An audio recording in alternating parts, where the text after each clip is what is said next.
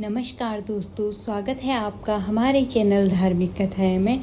आइए आज हम आपके लिए एक शिक्षाप्रद कहानी लेकर आए हैं जिसका शीर्षक है मन की शक्ति सबसे बलवान। एक राजा के अस्तबल में बहुत सारे घोड़े थे। सभी युद्ध में निपुण और ताकतवर थे, लेकिन उनमें से एक घोड़ा ऐसा भी था जो सब घोड़ों से ज्यादा होशियार, शक्तिशाली और युद्ध कौशल में माहिर था। वो हर युद्ध में राजा को जीत दिलाता था, इसलिए राजा का प्यारा था। समय के साथ घोड़ा बूढ़ा होने लगा। राजा को लगा कि अब शायद उसका घोड़ा पहले की तरह युद्ध नहीं लड़ पाएगा, इसलिए उसने घोड़े को युद्ध क्षेत्र में ले जाना बंद कर दिया। अब घोड़ा सारा दिन अस्तबल में बैठा रहता या पास के मैदानों में घास चरने निकल पड़ता था। एक दिन घोड़ा घास चरते हुए दूर निकल गया। जब उसे प्यास लगी तो पास के तालाब में पानी पीने उतरा। वो तालाब कीचड़ से भरा हुआ था। जैसे ही घोड़ा पानी में उतरा, उसकी टांगें कीचड़ में फंस गई। वो जितना अपने को कीचड़ से निकालने की कोशिश करता और धंसता जा रहा था। ऐसी हालत में वो जोर जोर से हिनहिनाने लगा, जिसे सुनकर आसपास के गांव वाले इकट्ठा हो गए। सबने मिलकर घोड़े को निकालने की कोशिश की, लेकिन वो और धंसता चला गया।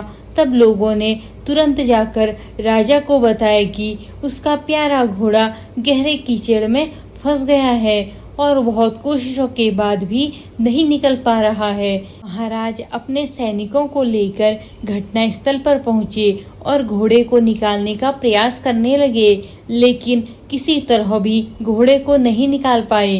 तब राजा ने अपने राज्य के विद्वानों को बुलाकर इस समस्या का हल निकालने को कहा। किसी को कोई रास्ता नहीं मिल रहा था।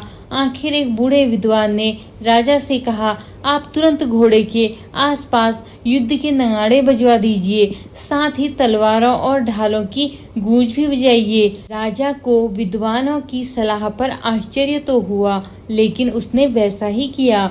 जैसे ही नगाड़े बजने लगे, तलवारों और ढालों की आवाज गूंजने लगी, वैसे ही निढाल बूढ़े घोड़े में जैसे जान आ गई।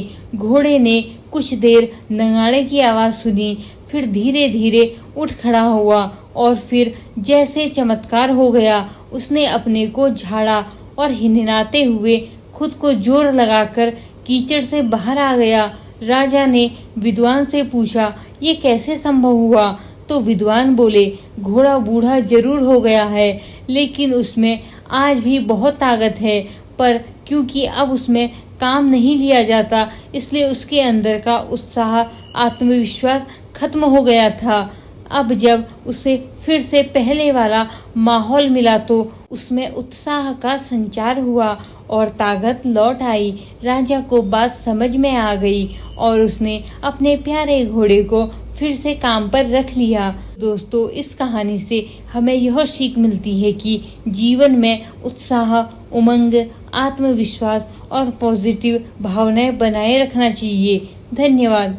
कहानी आपको पसंद आई तो प्लीज वीडियो को लाइक करें और हमारे चैनल को सब्सक्राइब करें। धन्यवाद।